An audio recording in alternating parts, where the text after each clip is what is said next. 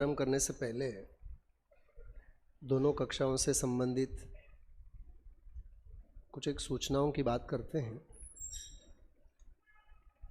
पहले तो आप शास्त्री फाइनल के हैं सभी स्टूडेंट्स, सेकंड ईयर और फाइनल बराबर। स्मारक से तो हैं ही, लेकिन अन्यत्र से भी जो आए हैं इसमें लिस्ट तो है मेरे पास। तो अटेंडेंसी वगैरह उसकी कोई औपचारिकता यहाँ कक्षा के समय तो संभव नहीं लगता है। कोटा है बांसवाड़ा ज्ञानोदय विद्यालय शाश्वत धाम, बहुत सारे हैं, लगभग 70 बच्चे आप लोग सभी। शास्त्री थर्ड ईयर का लिखा है, ठीक है। आदित्य जैन, अरिहंत किनीकर, अमन सिंघई, ये सब शास्त्री सेकंड ईयर के फाइनल के। अच्छा, फाइनल के कुल 36 हैं, ठीक है।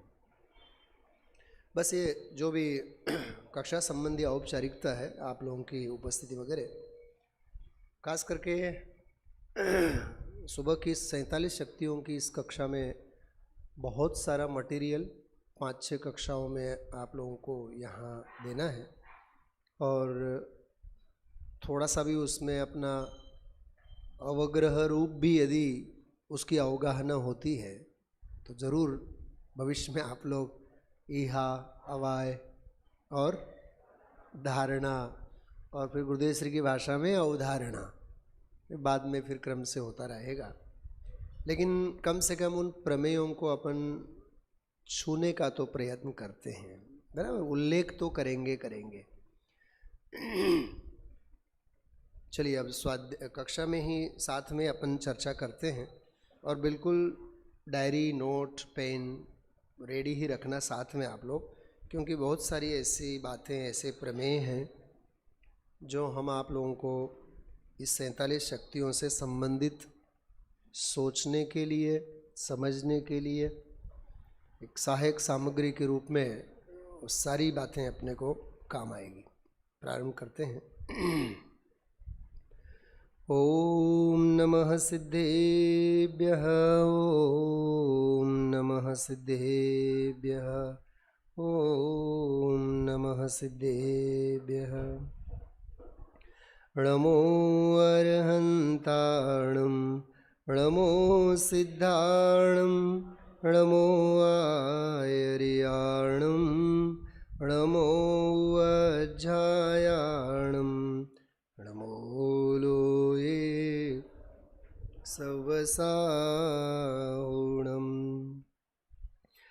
नमः समयसाराय स्वानुभूत्या चकासते, चित्स्वभावाय भावाय सर्वभावान्तरच्छिदे।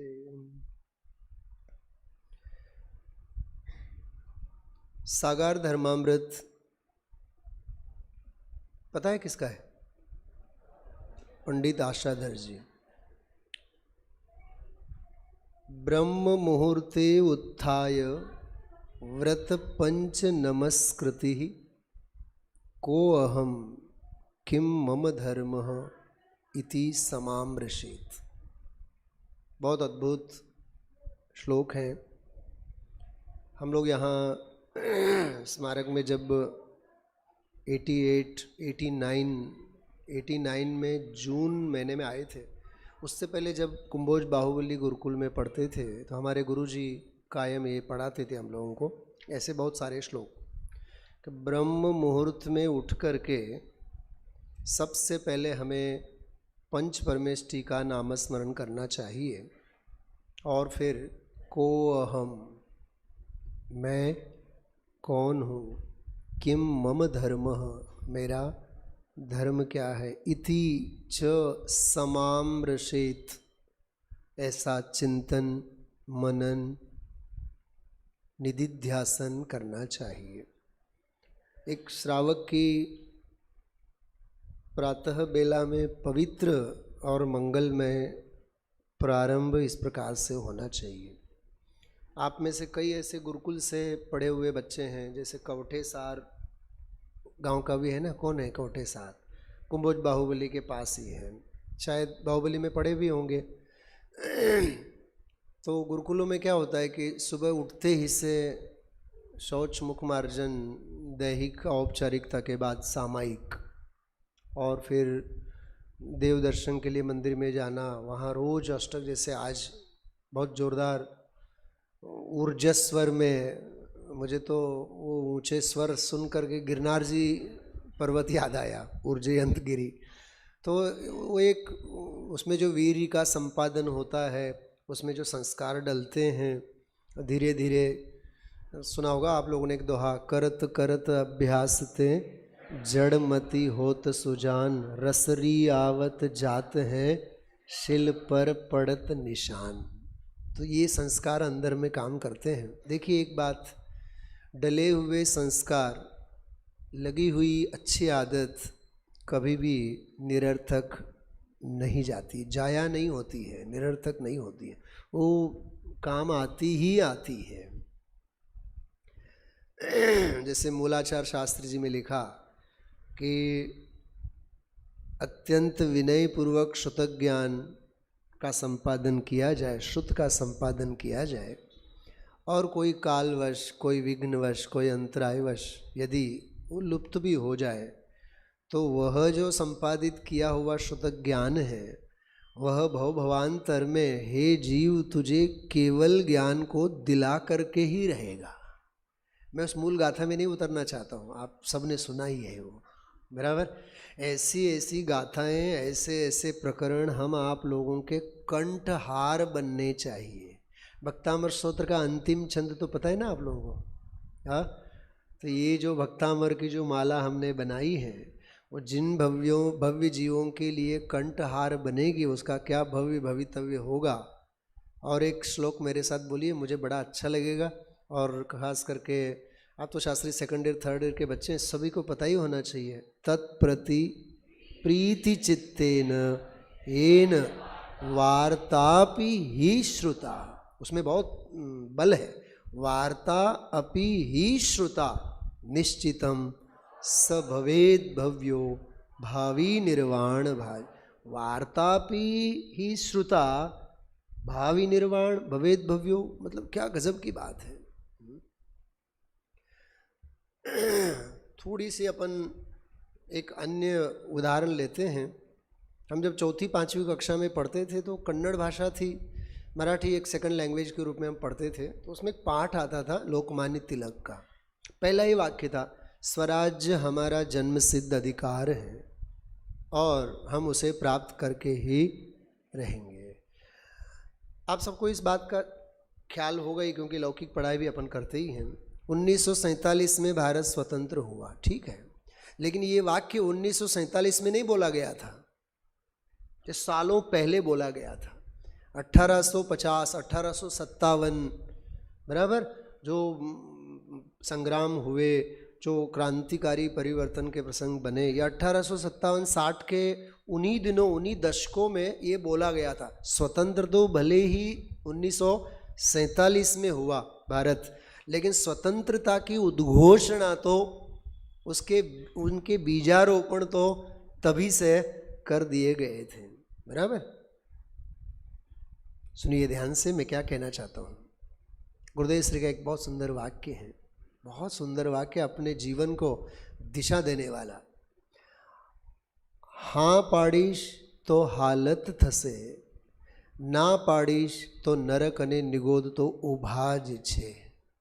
हिंदी में भी बोलता हूँ, चिंता न करें आप, तत्काल बिल्कुल गणधर की भांति उसको उत्कीर्ण किया करें आप लोग, बराबर।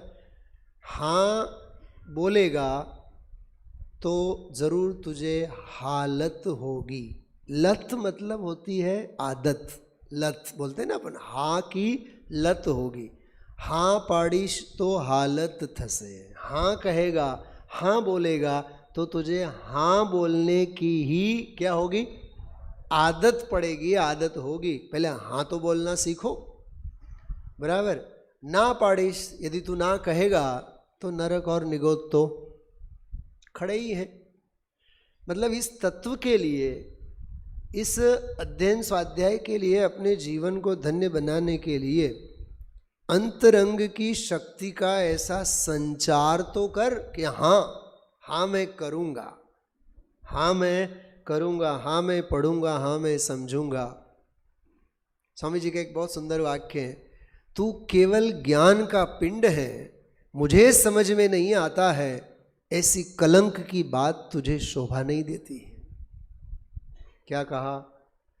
तू केवल ज्ञान का पिंड है और तू ये कहता है कि मुझे समझ में नहीं आता, ऐसी कलंक की बात, दीपक जी, ऐसी कलंक की बात तो तुझे शोभा नहीं देती। देखो उनका लहजा कैसा है स्वामी जी का, મને સમજાતું નથી એવી કલંકની વાત કરમાં, કેમ કે તું તો કેવળ જ્ઞાનનો ઘનપિંડ છે। समझ में आई बात? तू केवल ज्ञान ले सकता है लेकिन मुझे समझ में नहीं आता है, हमें समझ में नहीं आता है, हमसे तो होगा ही नहीं। अरे है तो होगा, है ही ना, तो होने के लिए तो है। जैसे अपन कहते हैं कि समस्याएं बहुत है, कुछ समाधान नहीं मिलता है। अरे समस्याएं होती ही इसलिए हैं, बोलो आगे, समाधान नहीं, समस्याएं होती ही इसलिए हैं कि उनका कोई ना कोई समाधान तो है ही ना, बराबर। शंकाएं होती ही इसलिए हैं, हजारों शंकाएं, सारा मोक्षमा प्रकाशक प्रश्नोत्तरी के शैली में लिखा हुआ है, बराबर। खानिया तत्व चर्चा, कमलचंद जी पंडित साहब, 4 भाग अपने खानिया तत्व चर्चा, हजारों शंकाएं, हजारों प्रश्न, हजारों समाधान, हजारों उत्तर। दुनिया की कोई ऐसी समस्या नहीं है जिसका समाधान नहीं है, और कोई ऐसा प्रश्न नहीं है जिसका कोई उत्तर नहीं है। इसलिए I can do it but if I want to do it, I can do it, मैं कर सकता हूँ, लेकिन if I want to do it, रोते रोते गया और मरे की खबर लाया, उससे कुछ नहीं होने वाला है। इसलिए अंतरंग शक्ति को उछालने की बात, आत्म संपदा को समझ करके उसमें समाने की बात इस प्रकरण में आती है। सबसे पहले मैंने आपको सागार धर्मामृत का एक उद्धरण किया था अभी, बराबर, ब्रह्म मुहूर्ते उत्थाय। मैं आपको एक बहुत रोमांचकारी बात सबसे पहले इस मंगलमय प्रकरण के प्रारंभ में कहना चाहता हूँ। जो भी लोग गुरुदेव श्री को सुनते हैं, बल्कि यहाँ भी आप लोग पद्धति अपनी है ही स्वामी जी को सुनने की, तो यदा कदा गुरुदेव श्री बीच बीच में अपने जीवन के संस्मरणों को वे अपन लोगों के साथ, सभा के साथ शेयर किया करते हैं और उनका अनुस्मरण करते हैं। गुरुदेव श्री की दिनचर्या इन 47 शक्तियों से होती थी। उसके अलावा भी और जो बातें हैं मैं आपको एक ही मिनट में नोट करा रहा हूँ, बराबर, आप लोग नोट करिएगा। 175 गुरुदेव श्री की दिनचर्या में 175 बातें संग्रहित होती थीं। वो प्रातः उठते ही से उन प्रकरण और उन प्रमेयों का वे ज़रूर पाठ किया करते थे। और केवल सुनिए ध्यान से, केवल सुबह उठते ही से नहीं, सोने से पहले भी, निद्राधीन होने से पहले भी। जैसे अपन गुरुकुल के बच्चों की मैंने बात की, सामायिक पाठ वगैरह बोलने की पद्धति हैं, प्रतिक्रमण पाठ करने की पद्धति हैं। गुरुदेव श्री की ये जीवन शैली थी, वे सुबह उठते ही से सुप्रभात, बराबर, और ब्रह्म मुहूर्त में और निद्राधीन होने से पहले वे इनका पाठ करते थे। वो कौन कौन सी बातें हैं? सबसे पहले देखिए, समय सार जी की 16 गाथाएँ, प्रारंभ की 16 गाथाएँ, बिल्कुल एक कोड वर्ड के रूप में आप लोग लिख के रख सकते हैं। पूज्य गुरुदेव श्री के दैनिक क्रम में निम्न बातें, नंबर 1, समय सार जी की 16 गाथाएँ। वो बिल्कुल उनकी जो हरि गीतिका है, प्राकृत हैं, जो भी जैसे उनकी मस्ती होती थी वो उनका पाठ करते ही थे। और देखिए ये भी एक अनुप्रेक्षा नाम का स्वाध्याय है ना, बराबर, अनुप्रेक्षा नाम का स्वाध्याय, वाचना, पृच्छना और आमनय और अनुप्रेक्षा, और होवे तो ठीक है, नहीं तो कोई बात नहीं। कौन सा? कंपलसरी थोड़ी ना। स्वाध्याय के 5 अंग हैं, तो उन पांचों में 5th वाला जो है, 5वां वाला, वो विशिष्ट वचन वर्गणा का योग होवे और ऐसा कोई देश काल वातावरण होवे तो बराबर। जैसे 700 मुनिराज हैं तो संबोधन तो अकंपनाचारी ही करेंगे, 700 के 700 तो नहीं करेंगे। समझ गए बात क्या कह रहा हूँ मैं? हाँ, उपसर्ग तो कोई एक ही आकर के करेंगे, विष्णु कुमार जी जैसे दूर, बराबर। और उपसर्ग होने में वो एक ही निमित्त हुए, शुद्ध सागर जी। बात समझ में आ रही है? बाकी 700 को तो क्या लेना देना, उपसर्ग आ रहा है तो भले, उपसर्ग दूर हो रहा है तो भले, हमें तो आचार्य की आज्ञा शिरोधार्य है। बात समझ में आ रही है? तो कश्चिदेव भवेद गुरु, कौन से शास्त्र में आता है ये? कश्चिदेव भवेद गुरु, बोलो बेटा। तीसरी कारिका बोलो, आत्ममीमांसा। कश्चिदेव भवेद गुरु, उसके भी अलग अलग अर्थ हैं, मैं उसकी बात उसमें नहीं उतरना चाहता हूँ, लेकिन कहने का मतलब ये है 16 गाथाओं का पाठ सबसे पहले। दूसरा पॉइंट लिखिए, 47 शक्तियाँ समय सार में से। तीसरा पॉइंट है, मैं समय सार से ही संबंधित है इसलिए सबसे पहले वो बात लूँगा, अव्यक्त के 6 बोल। अव्यक्त के 6 बोल कौन सी गाथा में आते हैं ये बोल? अव्यक्त के 49, जो 5 परमागमों में हैं, धवला जी में हैं, अन्यत्र भी हैं, बराबर। कई ग्रंथों में ये गाथा आती है, क्षेपक गाथा के रूप में ही, ये बहुत सुप्रसिद्ध गाथा है। अरसवरूहम गंधम, उसमें अव्यक्त के जो बोल हैं 6 बोल बहुत अद्भुत बोल हैं, और जिनके ऊपर गुरुदेव श्री के व्याख्यान भी बहुत अद्भुत हैं। बाकी इन सभी प्रमेयों के ऊपर है, उसकी बात मैं अभी करता हूँ। तो 16 गाथाएँ समय सार जी की, 47 शक्तियाँ और अव्यक्त के 6 बोल, और एक 47 का आंकड़ा है जो प्रवचन सार के परिशिष्ट में है, 47 नहीं, बराबर। ये चौथा, 3 हो गए ना, 4 प्रमेय हो गए। चौथा लिखिए, 172 नंबर की गाथा प्रवचन सार, अलिंग ग्रहण के 20 बोल।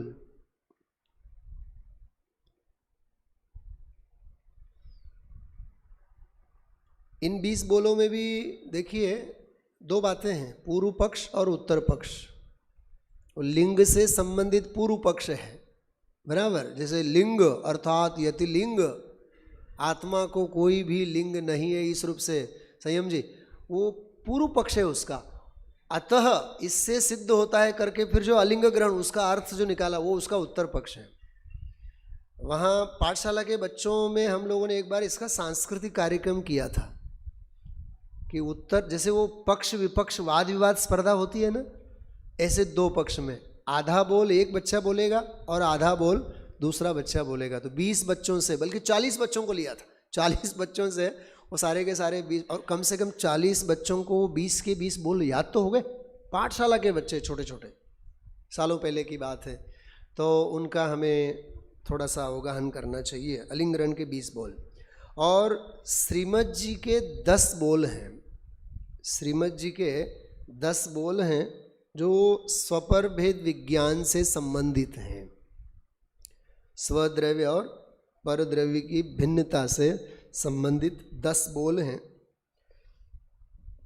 ठीक है।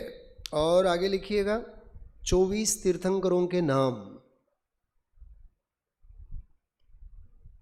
मुझे जब जब भी इस प्रकरण को याद करता हूँ तो भक्तामर स्तोत्र में जो श्लोक है, आस्ताम तवस्तवन मस्त समस्त दोषम त्वत् संकथापि जगताम दुरितानि हन्ति। आप सोचिए, कोई बहुत गहराई में उतरने की आवश्यकता, संकथा अपि, केवल कथा मात्र भी जो है, हाँ, वो जगत के अनादि दुष्पाप को दूर करने में कारण है। 24 तीर्थंकरों का नाम, उनके नामों का भी उच्चारण करते थे, ये 7वीं बात। और 8वां एक प्रमेय है, देखिए 24 तीर्थंकरों में तो पंचबाली थी तो आ ही गए, वासुपूज, मल्लीनाथ, नेमिनाथ, पार्श्वनाथ और महावीर स्वामी।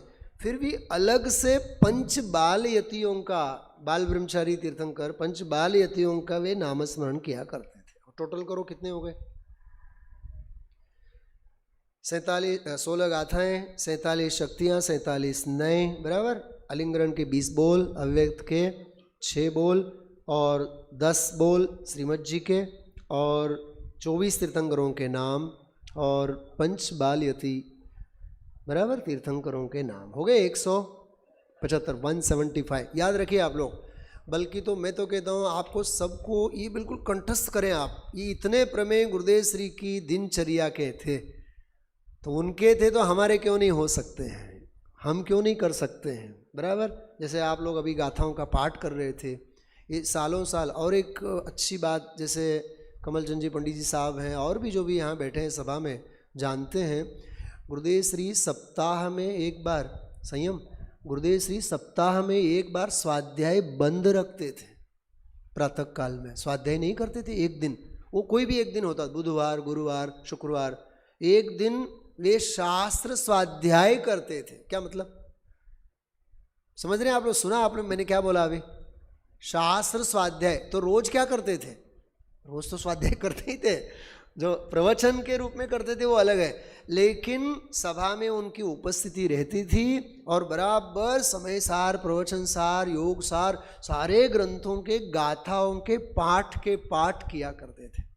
अभी मैं तत्काल मेरे पास है वो शास्त्र स्वाध्याय के नाम से, आप लोग वीतरागवाणी.com में देख सकते हैं, उसमें है ये, उसमें वो शास्त्र स्वाध्याय के ही नाम से ग्रंथ है।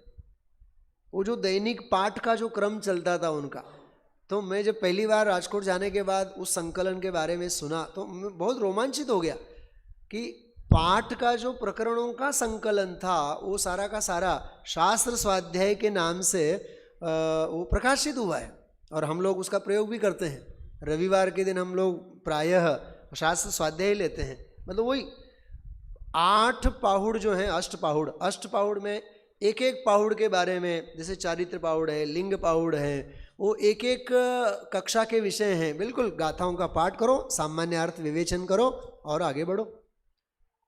हाँ, भाव पाहुड़ वगैरह उसमें तो काफ़ी समय लग जाते हैं, 3-4 सेशन में पूरे होते हैं। लेकिन आप देखो 8-10 सेशन में ही सारा का सारा ग्रंथ, प्रवचन सार का हमने ऐसा प्रयोग किया था, तीनों अधिकार 3 सेशन में।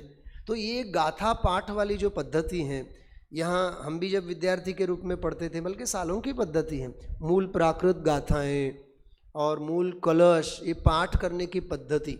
कलश टीका यहाँ स्वाध्याय चलता था, आदरणीय छोटे दादा लेते थे, बड़े दादा लेते थे, तो हम लोग कलश का पाठ करते थे। तो ये एक अच्छी आदत अपने में होनी चाहिए। प्रेमचंद जी हिंदी साहित्य के कहानीकार, कथाकार, आप लोगों ने नाम सुना है। उनका एक बड़ा विचित्र स्टेटमेंट है संगीत से संबंधित। मैंने वीर सागर जी भाई साहब से एक बात कही थी एक बार उनके व्याख्यान के बाद, जैसे जैन साहित्य में संगीत शास्त्र वाला व्याख्यान उनका हुआ था। मैंने प्रेमचंद जी ऐसा कहते हैं, दुनिया की सबसे अच्छी बुराई, क्या कहा? दुनिया की सबसे अच्छी बुराई संगीत है। अरे बुराई भी कह रहे हो और अच्छी। तो शास्त्रीय विद्वानों के लिए गाथा पाठ, ये सारा अनुप्रेक्षा रूप स्वाध्याय और इन विषयों का आलोड़न अभ्यास स्वाध्याय, ये सबसे अच्छी अच्छाई है। बुराई तो कैसे कहें अपन लोग सबसे अच्छी अच्छाई है।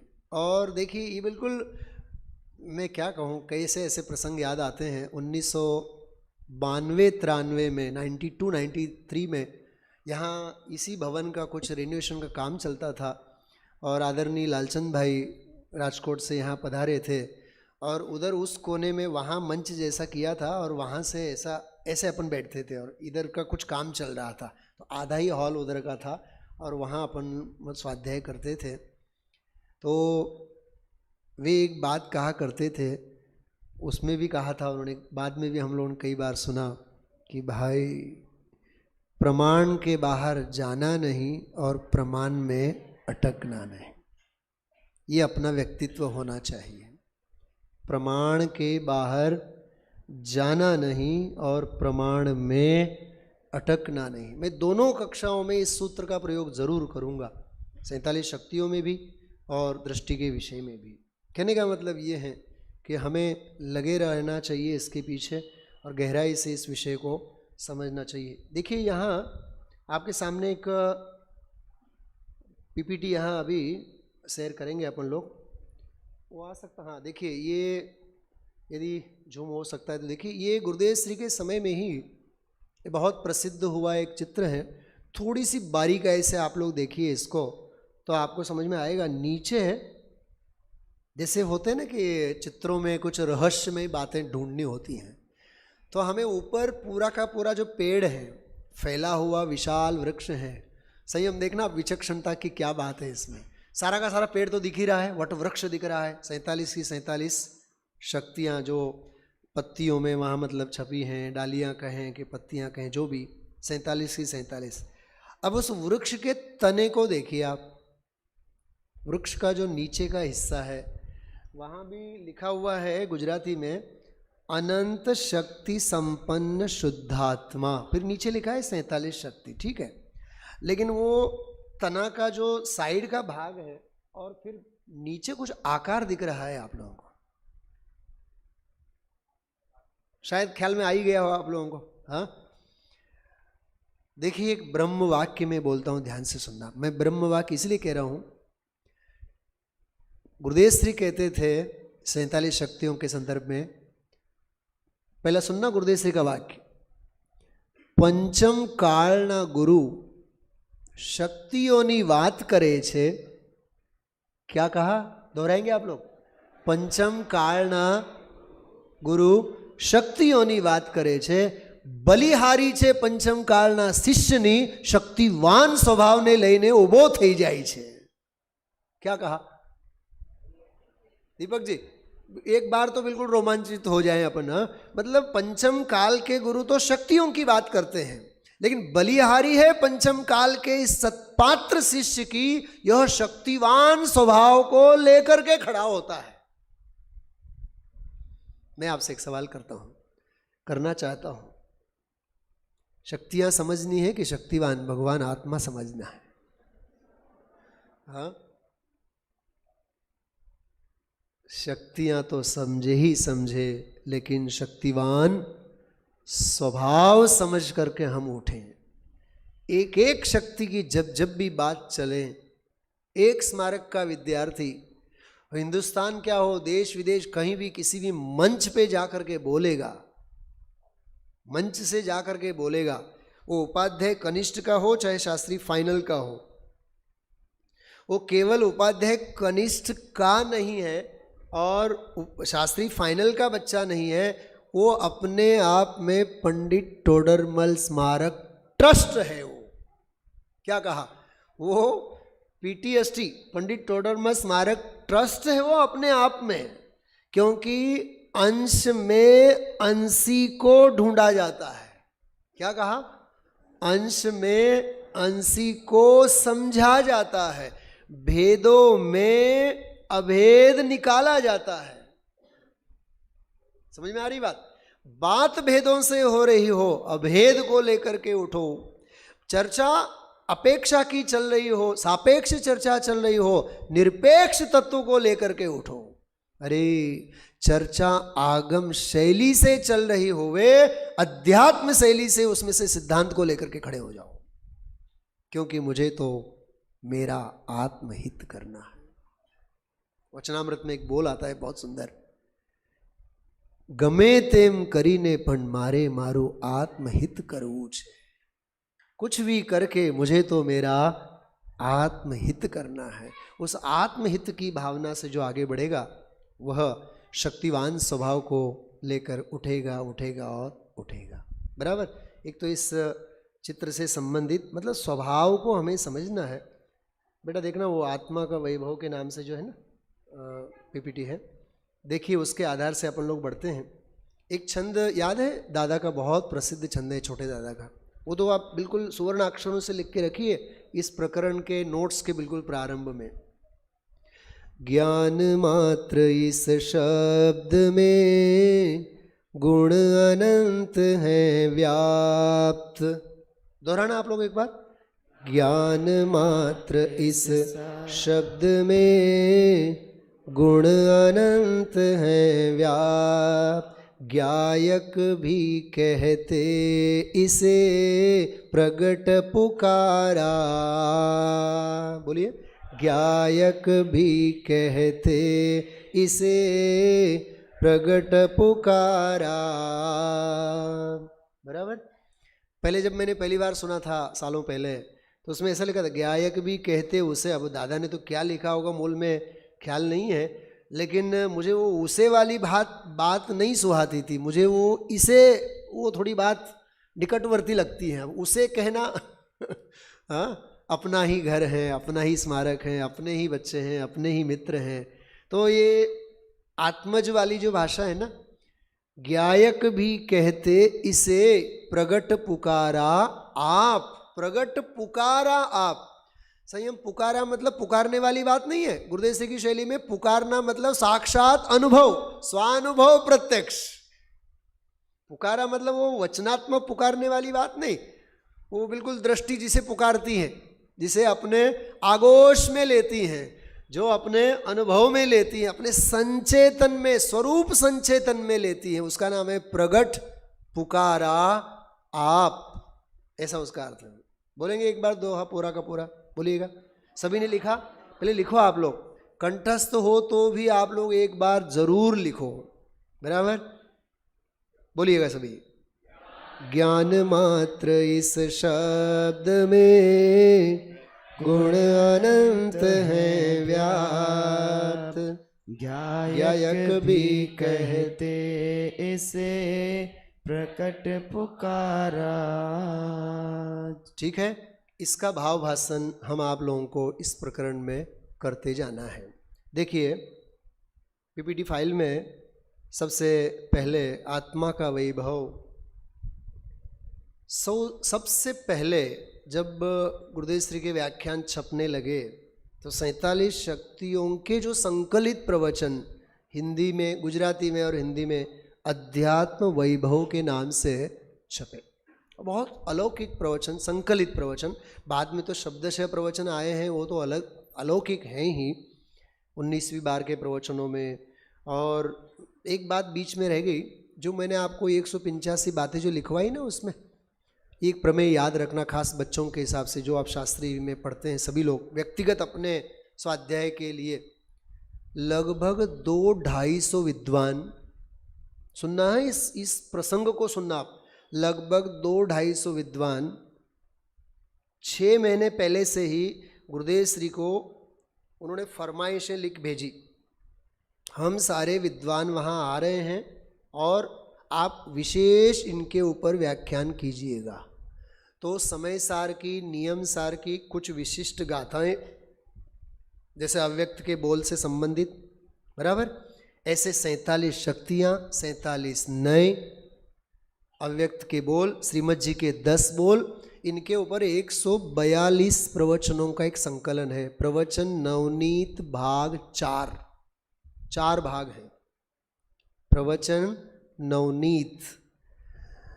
बेटे आप लोगों को व्यक्तिगत इन संकलनों का स्वाध्याय अवश्य करना चाहिए। अब व्यक्तिगत मुझे मिलिए, आपको उनके सारे के सारे व्याख्यानों की लिस्ट अपने पास है, ग्रंथों की भी लिस्ट है, सारा साहित्य अपने पास उपलब्ध है, सब बिल्कुल।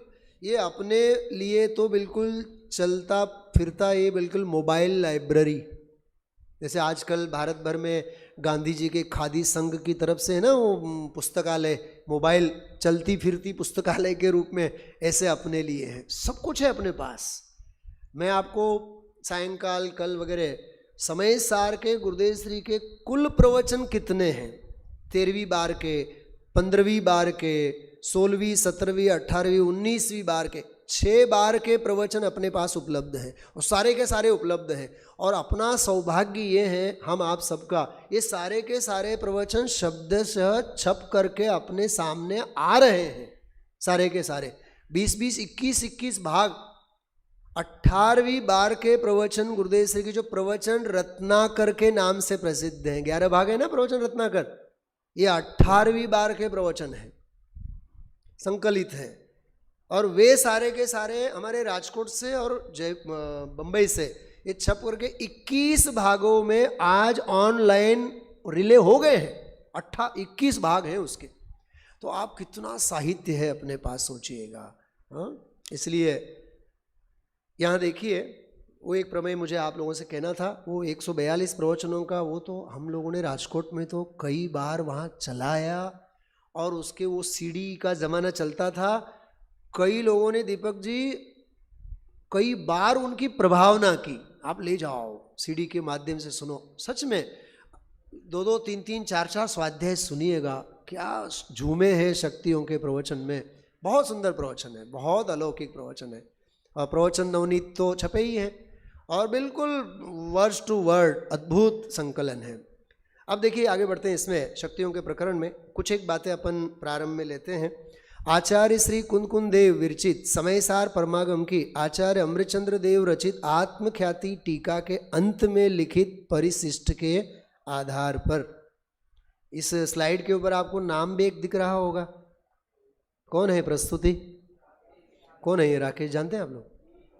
वहाँ मेरे गुरु जी हैं, मेरे अग्रज हैं, बड़े बंधु हैं, संयम जी के पापा, कई बार यहाँ आते रहते हैं। और अभी यहाँ आने से पहले मैंने उनसे बात की, मैंने कहा ये भाई आपके अधिकार की क्षेत्र की बात है। अरे यार सुनील आपकी भी है, क्या बात करते हो, शक्तियाँ तो आप में भी हैं मुझ में भी हैं। बहुत मज़ा की, बहुत अच्छे जॉली नेचर के हैं और बहुत उद्भट विद्वान हैं। मुझे बहुत गौरव होता है ऐसे विद्वानों के साथ रहने का मौका मिला, लाभ लेने का मौका मिला। उन्होंने बहुत सुंदर इसमें ये 8-10 स्लाइड्स जो बनाई हैं, ये सारे विषय दादा ने भी इसमें लिए हैं, लेकिन यहाँ बहुत थोड़ा सा आपको अट्रैक्टिव लगेगा इसलिए मैंने ये लिए हैं। बाकी देखिए 47 शक्तियाँ और 47 नए, छोटे दादा का एक संकलन है ना, किस किस के पास है व्यक्तिगत? यहाँ पुस्तकालय में तो है, लाइब्रेरी में तो है, व्यक्तिगत खुद की लाइब्रेरी में अपने पास बेटा ये होनी चाहिए, अपने पास रखिएगा आप लोग। मैं अपने आत्म गौरव की बात नहीं कर रहा हूँ संयम, मेरे पास 6500 ग्रंथ व्यक्तिगत मेरे पास हैं जयपुर, वहाँ राजकोट में। यहाँ से वो कार्टून में भर भर करके लेके गए, एक अलग से लाइब्रेरी बनाई है, 8 कबाड़ रखे हैं, वो सारे के सारे शास्त्र वहाँ। और अभी भी जैसे आदरणीय वीर सागर जी भाई साहब के संकलन वगैरह आ रहे हैं, ये अपना गहना है, ये अपने लिए तो अलंकार है, इससे बड़ा और क्या हो सकता है। फिर भी अमित गति आचार्य का जो योगसार प्राभृत में लिखा है, शास्त्राभिनिवेश सताना नहीं चाहिए। क्या कहा? शास्त्राभिनिवेश अपने को सताना नहीं चाहिए। हमें तो आत्माश्रित आत्म कल्याण करना है, वह आत्म संपदा तो अंतरंग से आएगी। इसलिए थोड़ा सा ये संकलन वृत्ति, थोड़ा सा अभ्यास वृत्ति हम आप लोग रखें। देखिए आप लोगों ने अनेकांत और शाद्वाद वाला निबंध पढ़ा है गुरुदेव श्री का, ध्यान अपने दादा का, छोटे दादा का, उसमें अनेकांत से संबंधित एक बात आई है, सुनिए पढ़िए ध्यान से आप लोग। अनेकांत किसे कहते हैं? देखिए अनेकांत, अनेक प्लस अंत, अनेक मतलब एक नहीं, अनेक, तो अनेक के भी अनेक अर्थ होते हैं। अनेक का एक अर्थ होता है 2, और अनेक का अर्थ अनंत भी होता है। तो अनेक का अर्थ जब 2 करेंगे तब अंत का अर्थ करेंगे धर्म। बात समझ में आ रही है? बिल्कुल 1 मिनट में मैं उस प्रकरण को छू करके आगे चला जा रहा हूं, मैं पूरा वो बहुत विस्तार लेना नहीं चाहता हूं। अनेक शब्द का अर्थ जब अपन 2 करेंगे तो अंत पद का अर्थ क्या करेंगे? धर्म। मतलब हो गया अनंत धर्मात्मक अनेकांत। क्या कहा? अनंत धर्मात्मक अनेकांत। अब अनेक अर्थ शब्द का अर्थ जब अपन अनंत करेंगे तो अंत पद का अर्थ करेंगे, अंत शब्द का अर्थ करेंगे गुण, तो अनंत गुणात्मक अनेकांत। तो अनेकांत की 2 विधाएं हो गई ना, 2 स्वरूप हो गए ना, अनंत धर्मात्मक अनेकांत और अनंत गुणात्मक अनेकांत। और करुणता कहें कि अपनी जो भी जैसी भी स्थिति कहें कि हम आप सभी संयम, ये सच में मैंने पापा के साथ कई बार इस बात की चर्चा भी की है कि सभाओं में अनंत धर्मात्मक अनेकांत की चर्चा तो करने वाला भी चाव से करता है, नित्य अनित्य एक अनेक, हाँ, फिर वो आप्त मीमांसा के सारे आने एकांत के जो बोल हैं, पुरुषार्थ एकांतवादी हो, चाहे वो भाग्य एकांतवादी हो, बराबर। लेकिन अनंत गुणात्मक अनेकांत, वो अनंत गुणात्मक वाला भी प्रकरण अनेकांत का ही प्रकरण है। इसको इस रूप से सभा में न रखा जाता है और न सभा भी कभी उस बात को उस रूप से लेती हैं। इसलिए देखिए, हम आप लोगों को गहराई से अध्ययन, स्वाध्याय, अभ्यास करना चाहिए। ये 47 शक्ति वाला प्रकरण परिशिष्ट में है ना, तो परिशिष्ट में तो अनेकांत के 14 बोल आ गए। इससे पहले आप समय सार में देख सकते हैं, मूल में, बराबर, जो इसमें व्याख्या सारी की है। तो 14 बोल, 14 भंग, और 14 भंग 3 बार आए, एक बार नहीं। संयम ख्याल में ना, एक बार तो नाम निर्देश दिए आचार्य ने। बच्चे आप लोग इस प्रकरण को बहुत गहराई से समझना। सबसे पहले तो नाम निर्देश दिए, उसके बाद उन्होंने एक एक की व्याख्या करी, और फिर मन संतुष्ट नहीं हुआ तो अमृत चंद्राचार्य ने और हर एक बोल के ऊपर एक एक कलश लिखे, और हर कलश में लिखा पशु। इस अनेकांत में व्यवस्था को जो नहीं समझता है वो पशु है। गुरुदेव श्री कहते हैं पश्यति बद्धते इति पशु, वो एक एकांत मान्यता से जो बंधा रहता है वो पशु है। तो आप देखो अनेकांत को कितना उन्होंने मलाया है, कितना गहराई से हमें आपको घुटाया है, घुटन करी है उसकी। उसके बाद यहाँ ज्ञान मात्र इस शब्द में गुण अनंत है व्याप्त वाला प्रकरण प्रारंभ होता है। ये अनंत गुणात्मक अनेकांत का ही विषय है। उछलती हुई अनंत शक्तियां, कुछ एक शक्तियों का नाम निर्देश करते हैं, ऐसा उस प्रकरण को पूरा उठाया। थोड़ा सा इसमें एक गहरा वो लक्ष्य वाला सारा प्रकरण है, उसको छोड़ेंगे नहीं, अपन लेंगे पूरा का पूरा। तो अभी तो समय नहीं है अपने पास। देखिए ये 5-6 बातें हैं इसमें। साधारणतया ये नोट करने लायक बात है, हम शक्ति, गुण, स्वभाव, धर्म आदि को पर्यायवाची समझते हैं। देखिए हैं तो अपनी जगह पर्यायवाची भी, और हैं तो अपनी अपनी अवान्तर सत्ता में स्वतंत्र। हम लोगों ने एक वहाँ स्वाध्याय में, दैनिक स्वाध्याय में होती है मस्ती सहज, तो एक बहुत सुंदर एक स्लोगन टाइप का हम लोगों ने वहाँ लिया, और कई बार उसको विषय में लेते हैं। सह अस्तित्व भी समझना और स्व अस्तित्व भी समझना। क्या कहा? 47 शक्तियां सह अस्तित्व के रूप में पड़ी ही हैं, सह अस्तित्व के रूप में, महासत्ता के रूप में पड़ी हैं, लेकिन अवान्तर सत्ता के रूप में, स्व अस्तित्व के रूप में भी है। वीर शक्ति के रूप में है, प्रभुत्व के घर में है, विभुत्व के घर में है। ये गजब की बात है। चिति को दृषि से लेना देना नहीं है, और दृषि बेन को चिति बेन से लेना देना नहीं है। और त्यागोपादान शून्यत्व शक्ति तो कहता है कि तुम लोग अपने घर में रहो, हमें न आपका किसी का ग्रहण है और आपका न किसी का हमें त्याग है। और संबंध शक्ति तो कहती है देखो हमें किसी से कोई लेना देना नहीं है, हम तो स्वस्वामित्व संबंध शक्ति के रूप में पड़े हैं।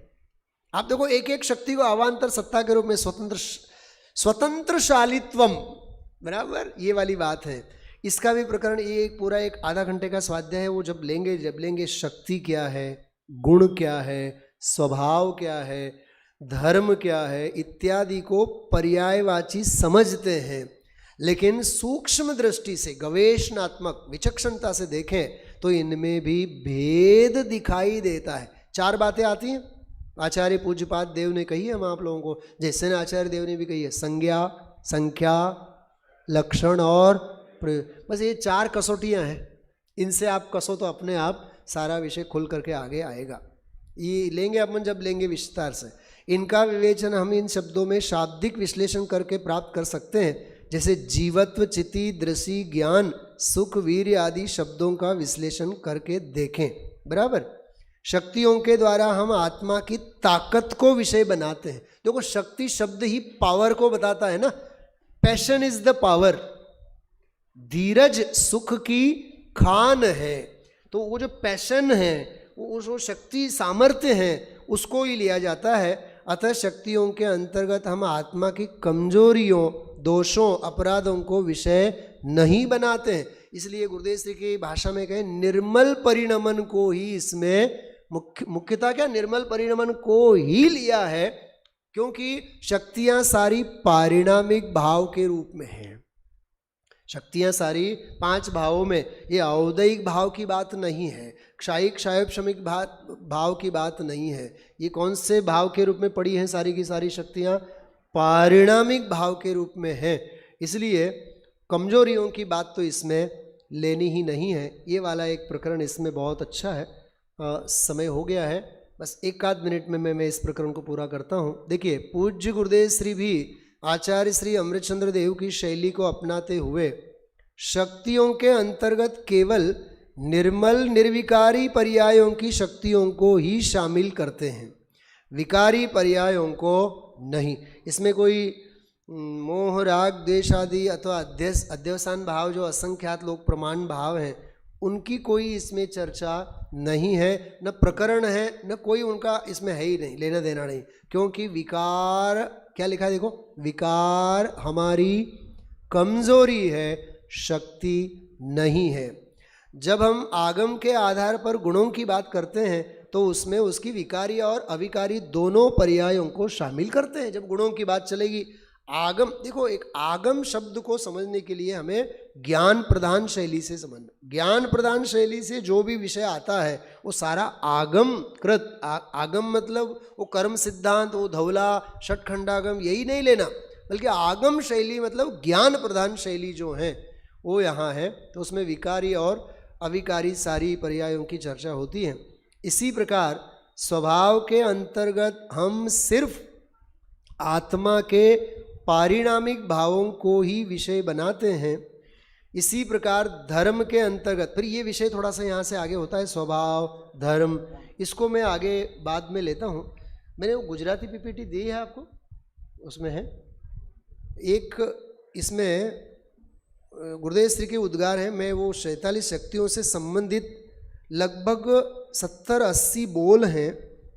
वो बोल जो हैं वो पूरे के पूरे प्रवचन रत्नाकर के भागों के आधार से लिया हुआ अंश है। बस 2 ही मिनट में ये मैं शेयर करूंगा, आप लोग देखिएगा। गुरुदेव श्री मालूम इसमें क्या बोलते हैं? देखिए, 47 शक्तियों की प्रस्तावना के रूप में लगभग 200-250 बोल हैं स्वामी जी के, और कई भागों में से है, क्योंकि अन्य विषयों के प्रवचनों में भी शक्तियों के संदर्भ में गुरुदेव श्री ने बोला है। सुनना 1-2-3 बातें। शक्तिवान आत्मा एक द्रव्य है। शक्तिवान आत्मा तो एक द्रव्य है और उसमें अनंत शक्तियों एटले गुणों छे। उनमें अनंत शक्तियां अर्थात गुण। अब देखिए गुरुदेव से क्या कह रहे हैं यहाँ, शक्तियां मतलब गुण के रूप में गुरुदेव से कह रहे हैं। आगे देखिए, आखू द्रव्य छे ते गुणी छे। सारा द्रव्य है वो क्या है? गुणी है। पूरा द्रव्य है वो गुणी है। अब सुनना ध्यान से, उनमें शक्तियां जो हैं वे गुण है। ध्यान से सुनना। अभी हम आप लोगों ने क्या बात की थी? स्वभाव अलग है, गुण अलग है, बराबर। और एक शब्द का प्रयोग गुरुदेव से करते हैं, सत का सत्व। क्या कहा? सत का सत्व जो है वो उसकी शक्ति है, वो उसका पावर है। तो तेमा शक्तिओ छे ते गुण छे, ते गुणનું અહીં વર્ણન છે। देखो 47 शक्तियों को गुरुदेव जी बोले ये सारा का सारा गुणों का प्रकरण है। बस ये अंतिम वाक्य में बोलता हूँ, गुण कहो, स्वभाव कहो, सतनु सत्व कहो, बधानो एक ज अर्थ छे। क्या कहा? गुण कहें, स्वभाव कहें, सत का सत्व कहें, अथवा जो धारण किए जाते हैं वे सारे के सारे धर्म कहें। वो एकार्थक में भी लिए हैं, लेकिन जब संज्ञा, संख्या, लक्षण आदि के प्रयोजन से भी हम लोग समझेंगे। 47 शक्तियों में भी जो 4 कैटेगरी है अलग अलग समझने के लिए, वो है तो सब सह अस्तित्व के रूप में समझाने के लिए, अबुधस्य बोधनार्थम वाली के लिए वो सारे के सारे बनते हैं। इस प्रकार अनेक प्रमेय 47 शक्तियों से संबंधित हैं। हम आप लोग गहराई से और भी गहराई में उतरेंगे, पूरा का पूरा आनंद लेंगे। बाकी तो मूल बात इतनी है, अनंत गुणों में व्याप्त जो त्रिकाली ध्रुव भगवान आत्मा, गायक भी कहते इसे प्रगट पुकारा। आप इस अनुभूति स्वरूप भगवान आत्मा की दृष्टि हम आप लोगों की बनी रहे, इस शक्तियों के प्रकरण का यही मूल प्रयोजन है। ओम नमः सिद्धेभ्यः।